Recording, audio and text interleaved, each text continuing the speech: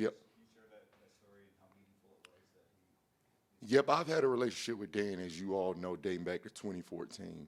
In 2015, he took over as my interim head coach in Miami. And it was just a thing where he was my head coach, I was the player, but I was one of the leaders on the defense, so we spent some time together. And we grew mutual respect, and from there led to a friendship when I left there in free agency. And then we just stayed in communication. 2018, I kind of was running to a crossroad in my career. Do I still want to play that type of thing as a player? He was one of the people I reached out to. I chose to continue to play, ended up here that year. After that year, I ended up retiring, reached back out to him. We had numerous conversations and things like that. I told him I was not getting into coaching. I had just dedicated all my time to the game of football. I'm about to take a break.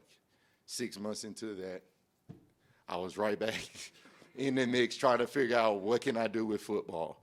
And he was just one of the people. Now, I was very thankful to get opportunities that came my way, Vanderbilt, LSU, so on and so forth. And at that time, I had to make a decision. Now, I'm a realist. As you all know, I'm very honest. I looked up and I do my research. I don't go into any situation blindly. And when I did my research, I looked and saw how many coordinators or head coaches, African-American ethnicity, has ever had tattoos and dreads. You guys do your homework and you tell me what the answer is. It's none. So you had Ray Horton in Cleveland with braids. The stigma on Ray was the quote-unquote stigma. I don't know if it's facts or reality. What held him back from being a head coach? His hair. So he cut his hair, still didn't get a job.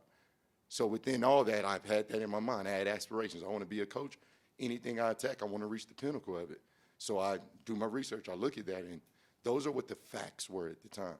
So it's not me being paranoid. Those were the facts. So if I'm going into something, I want to know the facts. Those are the facts. So I reached out to Dan from that point of view when I knew I wanted to coach. And then I went through it, and he's like, "Damn, by cutting you, what? What? Are you crazy? First of all, I love your hair." And then he's like, "But seriously, Shep, if I'm hiring you, if anybody's hiring you, they're hiring you because of you. You got those calls because of who you are, not because of somebody you're trying to become."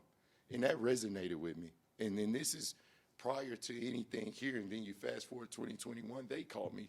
Similar conversation came up. He's like, "We already buried that bridge. You're not cutting your hair. I love your hair too much." But at the end of the day, it gave me that confidence. This was a man who I highly respect and highly regard as one of the best coaches in the NFL telling me, "Are you crazy?" Like, what are you talking about right now? You're you. You're being hired and being considered because you're you.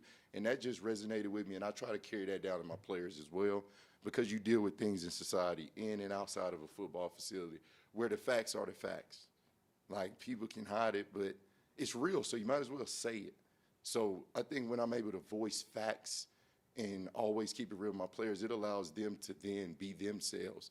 And then I think in turn it'll become a bigger thing than football, because people hopefully will live this way outside of the game.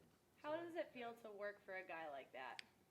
Oh, I mean, if the Lord bless me one day with opportunity to be a guy in charge, I don't want to work for anybody else.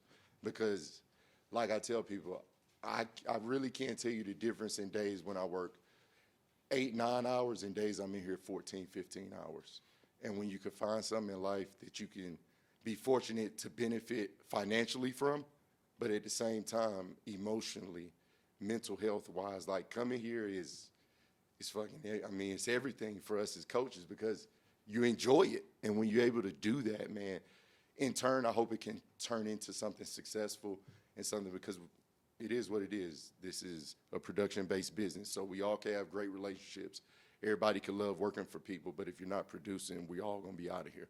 So can you put into words how you've seen Dan evolve from the time he was the interim coach in Miami to what you see now working with him as head coach? I haven't seen a change at all. And that's why I tell people that is what makes him special and makes him one of one, because no matter, when he was the tight end coach, he coached the same way. He had the same philosophies. He talked to the players the same way.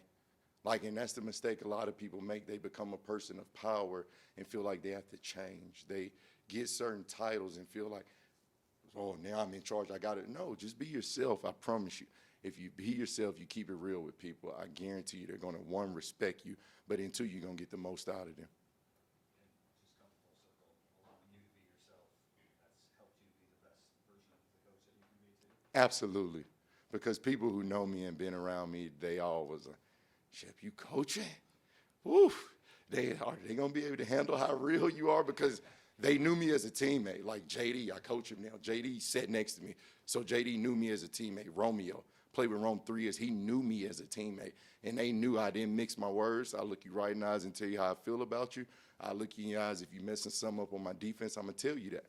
And if you don't like it, do something about it. Like it's as simple as that. Like, and in any way you want to do something about it. Like, but it's simple as that. And you're dealing with men here. Like, these aren't boys. These are men. And men, to garner respect from another man, you have to give them that respect. And that all lies and ties into being honest and honesty.